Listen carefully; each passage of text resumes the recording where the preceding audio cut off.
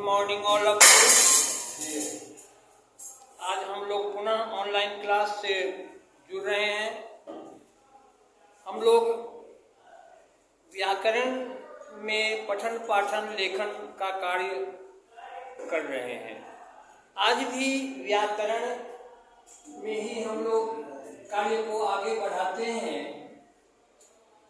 हमारा आपका वर्ग कार्य जो है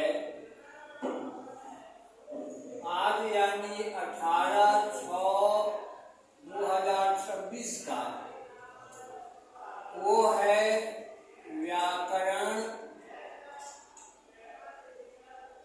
पाठ उच्चारण।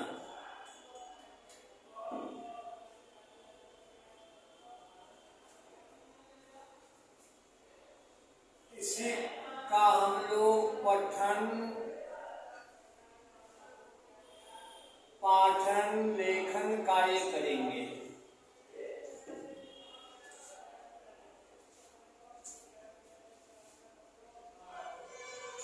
और अभी का जो कार्य होगा उस कार्य को आप लोग फेयर कर लेंगे एवं याद भी कर लेंगे। ठीक है, ये एक तरह से हम CW और HW हो गया। ठीक है, देखिए उच्चारण का मतलब हमने पहले भी समझाया था आप लोगों को। उच्चारण उसको हम लोग एक बार पुनः दोहराते हैं। उच्चारण का क्या मतलब है?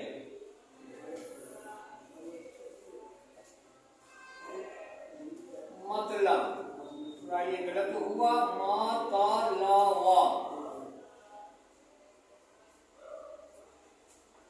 है। तो आप जानते हैं कि उच्चारण का मतलब है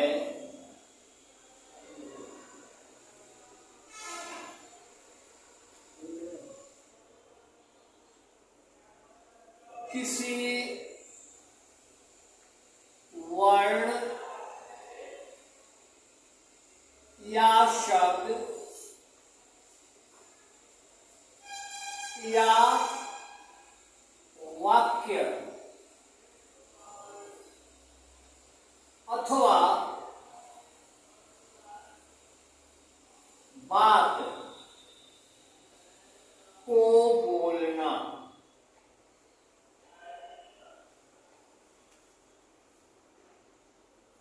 जब भी हम आप बोलते हैं तो वर्णों, शब्दों और उनके सहारे वाक्यों का सहारा लेना होता है।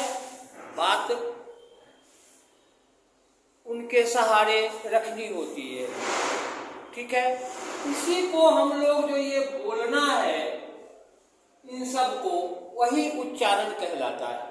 अब उच्चारण में हम लोगों ने उच्चारण स्थान के आधार पर वर्ण भेद किया था।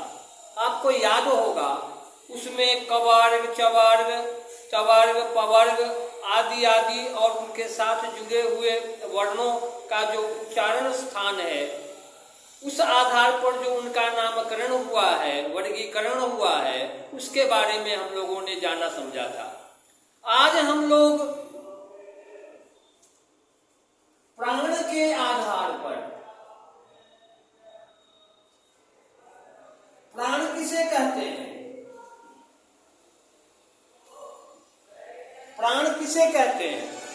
व्याकरण में प्राण शब्द का क्या मतलब होता है? प्राण का मतलब होता है वायु। प्राण के आधार पर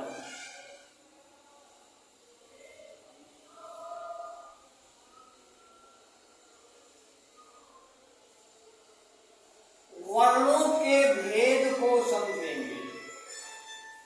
वर्ण के कितने और कौन कौन से भेद किए गए हैं।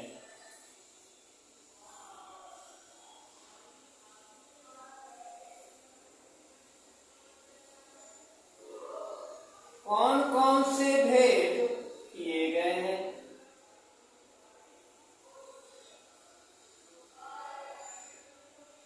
ये एक प्रश्न बनता है और इस प्रश्न के माध्यम से हम इस बात को समझेंगे। देखिए, मैंने पहले ही कहा प्राण का मतलब होता है वायु। जब भी हम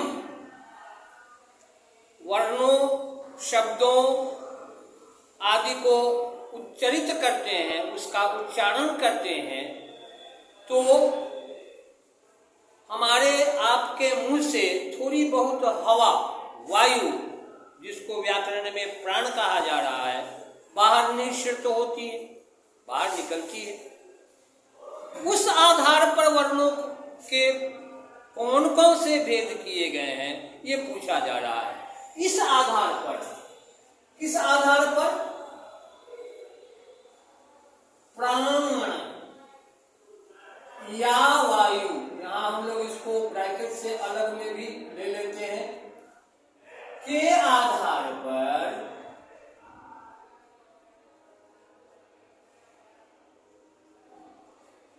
वर्णों के दो भेद किए गए हैं।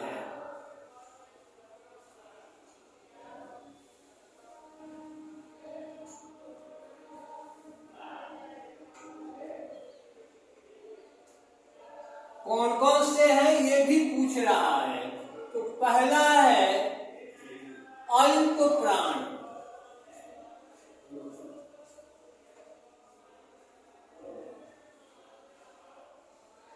ये हमारा आपका पहला हो गया, ठीक है।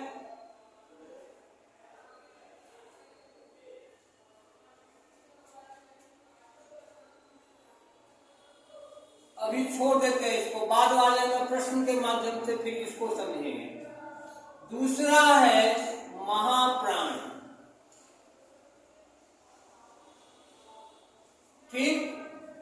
आप देख रहे हैं अल्प प्राण और महाप्राण। प्राण यानी वायु के आधार पर कितनी वायु किस वर्ण को बोलने से बाहर निकलती है, उसके आधार पर वर्णों के दो भेद किए गए हैं। पहला क्या हो गया? अल्प प्राण, दूसरा हो गया महाप्राण, ठीक है। अब पहले से प्रश्न बनाते हैं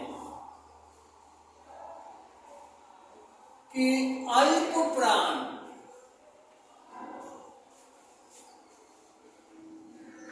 किसे कहते हैं?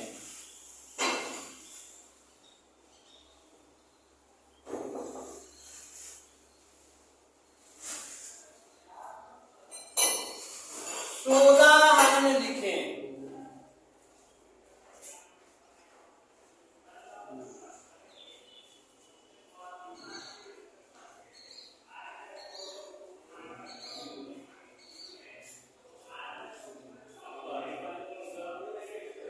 उदाहरण लिखें। चलो इतने ही पर छोड़ देते हैं। देखिए, जिन वर्णों के उच्चारण में, जिन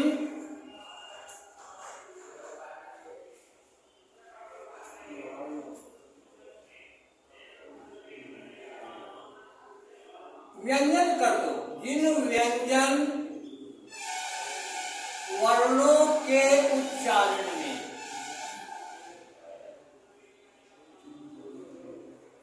जिन व्यंजन वर्णों के उच्चारण में मुख, मुख मतलब क्या होता है? मुंह, माउथ। कौन? यानी अल्प,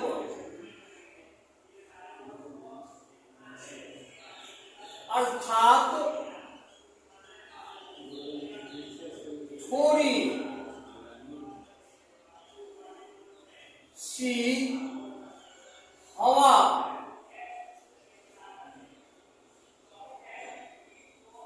या वायु,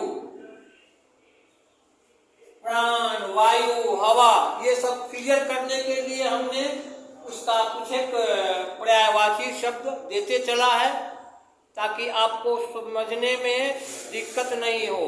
ठीक है, हवा या वायु निकलती है,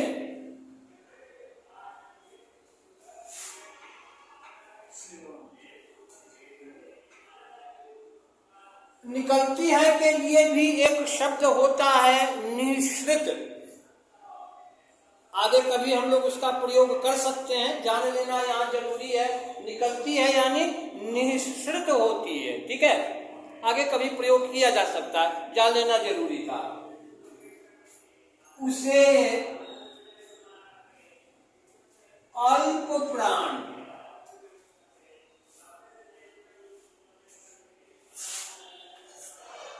व्यंजन वर्ण कर दो यहां पर, कहते हैं। अब कह रहा है सोदाहरण, यानी उदाहरण के साथ बताइए। तो जैसे देकर देख लीजिए। जैसे, अब देखिए,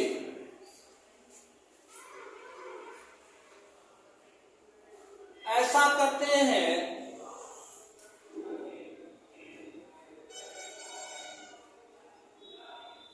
दूसरे के लिए इधर थोड़ी जगह रखते हैं, अल्प,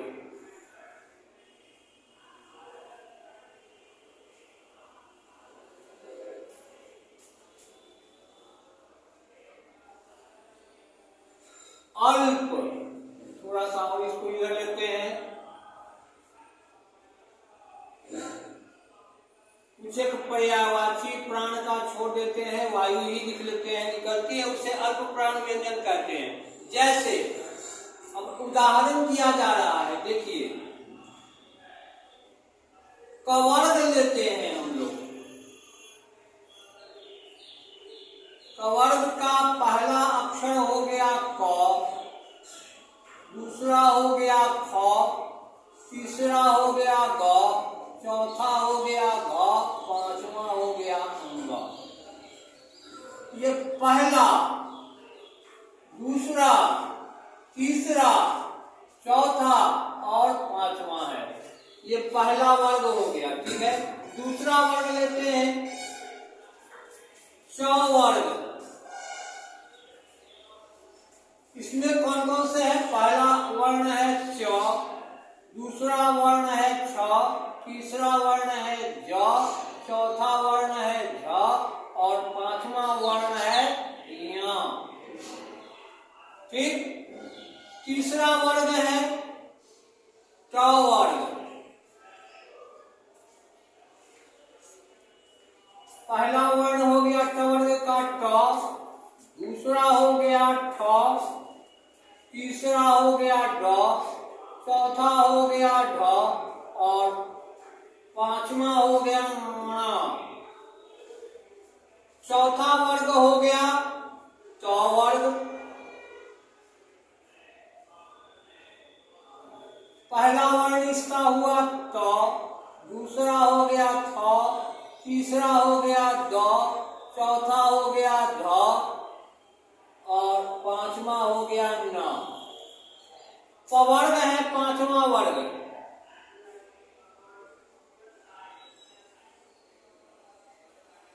प हो गया, अ हो गया, व हो गया, अ हो गया, चौथा वर्ण, चौथा वर्ण हो गया भ,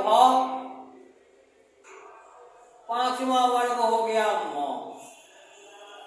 अब देखिए, यहाँ इतना लिखने के पीछे कारण यह है कि आपको इसका कंसेप्ट एकदम से क्लियर हो जाए, दिमाग में ये बातें स्पष्ट हो जाए। अब देखिए, क बोले, आगे हाथ रख करके क बोलते हैं। हमने क बोला, आप देख रहे हैं क, आप अपने हाथ पर क बोलने में बाहर निकली हुई हवा या वायु या प्राण को महसूस कर सकते हैं। थोड़ी सी हवा है ये। ख, उससे ज्यादा वायु प्राण हवा निश्चित हो रही है। लेकिन ये कह रहा है अल थोड़ा, तो ये पहला कम दे रहा है, तीसरा कम दे रहा है। ये पहला में 9 का चिन्ह लगाते हैं, तीसरा में 9 का चिन्ह लगाते हैं और पांचवा में 9 का चिन्ह लगाते हैं। ठीक है, नीचे से भी आप इसको लगाने करके स्पष्ट समझ सकते हैं। ऊपर से छोड़ देते हैं, नीचे से ही लगाते हैं।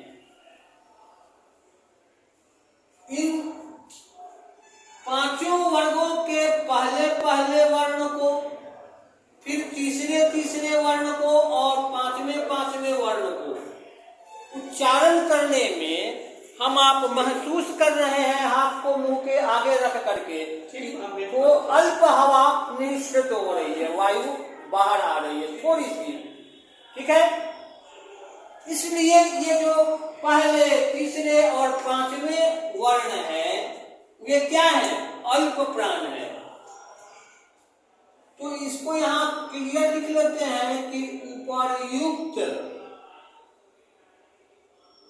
वर्गों में पहले कॉमा तीसरे एवं पांचवें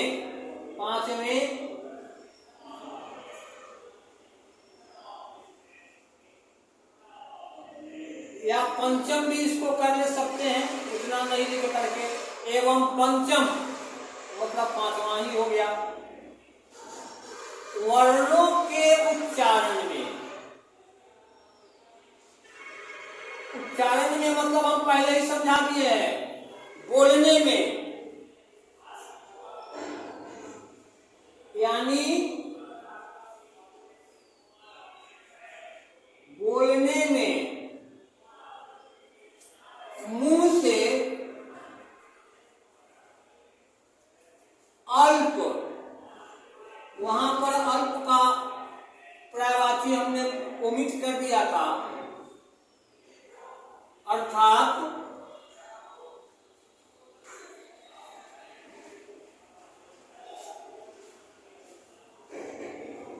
थोड़ी वायु। अब देखो निकलती है कि जगह पर यहां निश्चित होती है, लिख देते हैं।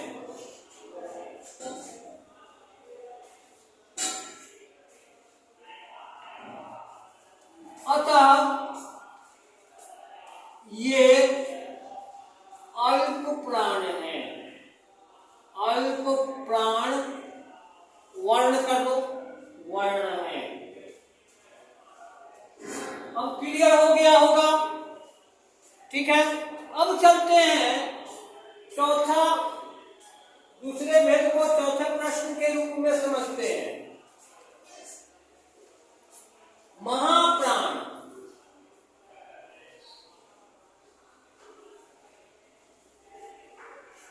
किसे कहते हैं?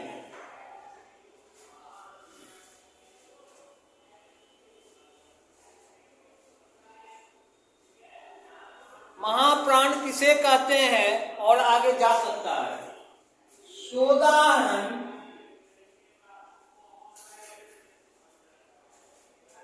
समझाएं या बताएं, ये इसमें कम अक्षर है। ठीक है, अब उत्तर के रूप में लेते हैं। जिन व्यंजन वर्णों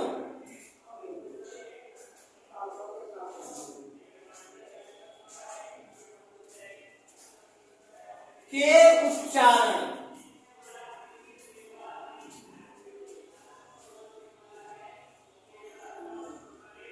में, वहां मुख लिखे हैं, यहां मुंह लिख लेते हैं। मुंह से अधिक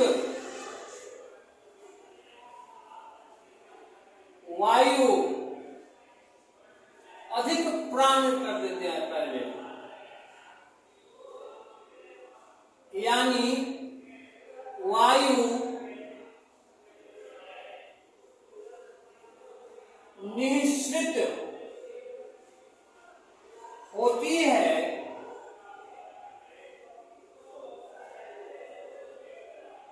यहां कॉमा दे दीजिएगा, उसे महाप्राण वर्ण कहते हैं।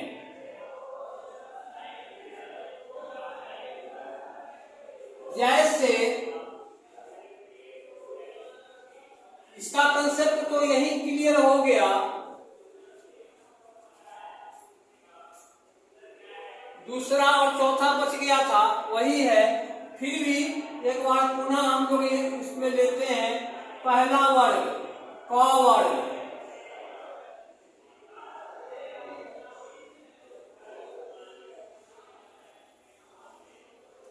पहला वर्ण हो गया क, दूसरा हो गया ख, उसी तरह से ग, घ, अंग।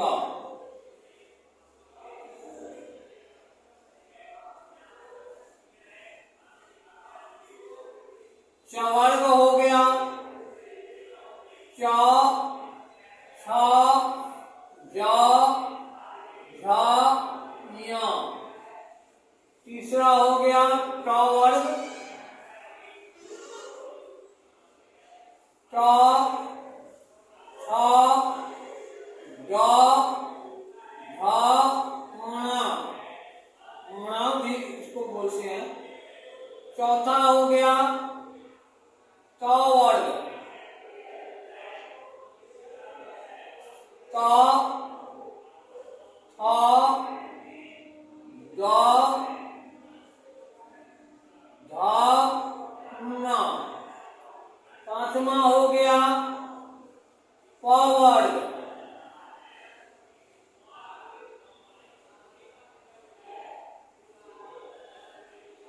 प,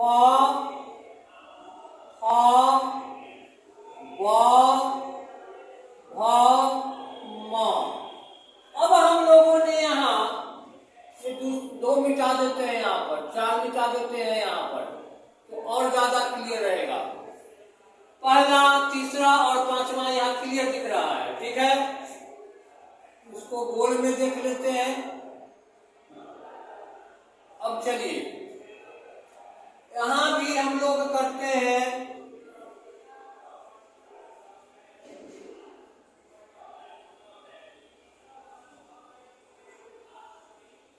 ये पहला वर्ण हो गया, इस वर्ग का कवर्ग का दूसरा हो गया, ये कवर्ग का तीसरा हो गया, ये कवर्ग का चौथा हो गया, ये कवर्ग का पांचवा हो गया, ठीक है। ये पॉइंट हटा लेते हैं, क्या जरूरत है इसकी। चलिए अब हम लोगों ने अल्प प्राण में क वाले क, च, ट, त, प, तीसरा ग, ज, ड, ग, ब और पांचवा अंग, ङ, न, म। इन सबको बोलने में मुंह से कम हवा बाहर निकल रही है, वायु निकल रही है, प्राण निकल रहे हैं, इसलिए ये अल्प प्राण कहला। बच गया बीच में ख और घ। अब इसके आगे हाथ रख करके ये दूसरा, ये पहला यहाँ हटा देते हैं, इसका काम पहले ही हम लोग कर चुके हैं। तीसरा यहाँ हटा देते हैं, पांचवा यहाँ हटा देते हैं और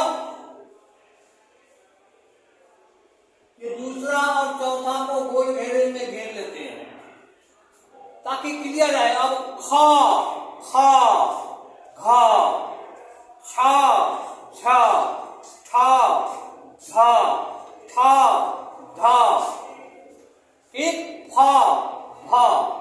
आप देखते होंगे हाथ पर उन तीनों के अपेक्षा अधिक वायु हम महसूस कर रहे हैं, क्योंकि मुंह से अधिक हवा निकल रही है, इसलिए अधिक महसूस हो रहा है।